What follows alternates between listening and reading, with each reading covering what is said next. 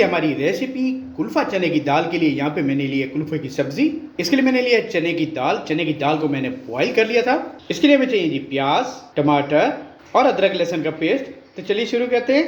यहाँ पे कढ़ाई मैंने चूल्हे पे रख दी है। इसके अंदर मैंने डाल दिया है कुकिंग ऑयल। कुकिंग ऑयल हमारा हो चुका है गर्म। सबसे पहले हम इसके अंदर प्याज फ्राई करेंगे।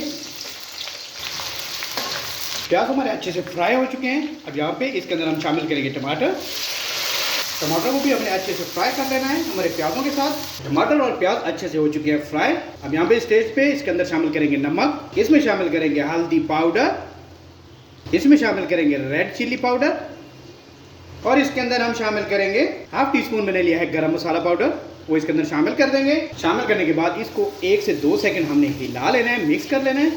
1 से 2 सेकंड हिलाने के बाद इसके अंदर हम शामिल करेंगे थोड़ा सा पानी डाल के इसको अच्छे से मिक्स कर लेंगे। पानी शामिल करने के बाद इसकी मैंने अच्छे से भुनाई कर लिया हमारे मसाले की। अब यहाँ पे मैंने लिया है अदरक लहसुन का पेस्ट, वो इसके अंदर शामिल कर देंगे। इसको भी हमने कर लेना है फ्राई।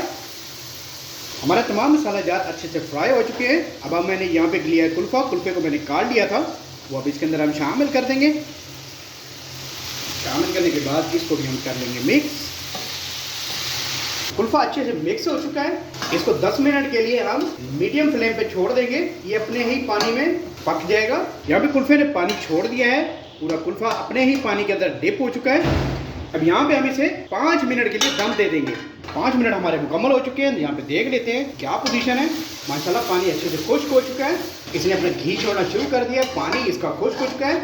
इसका मतलब कि ये अच्छे से गल चुकी है। अब हमने यहाँ पे फ्लेम हाई कर देना है और इसकी हमने करनी है भुनाई। यहाँ पे मैंने ली है सब्ज़ मिर्च इसके अंदर शामिल कर देंगे।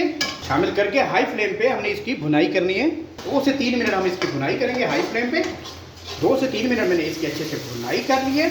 अच्छे से भुनाई करने के बाद अब हमने जो दाल बॉईल करके रखी थी चने की दाल, वो इसके अंदर यहाँ पे शामिल कर देंगे। शामिल करने के बाद इसको भी हम कर लेंगे फ्राई इसके साथ, हमारे कुल्फे की सब्जी के साथ। चने की दाल डालने के बाद मज़ीद मैंने इसकी 4 से 5 मिनट भुनाई कर ली अच्छे से। अब ये देखें हमारे कुल्फा और दाल ने ऑयल छोड़ना शुरू कर दिया। इसका मतलब इसकी भुनाई हो चुकी है कंप्लीट। आज की हमारी रेसिपी कुल्फा चने दाल की हो चुकी है तैयार। मैं अब आपको डिश आउट करके दिखाता हूँ। अल्हम्दुलिल्लाह जी, आज की हमारी रेसिपी कुल्फा चना दाल की तैयार हो चुकी है। बहुत कमाल बनी है, जायकेदार बनी है, बनाना बहुत ही आसान है।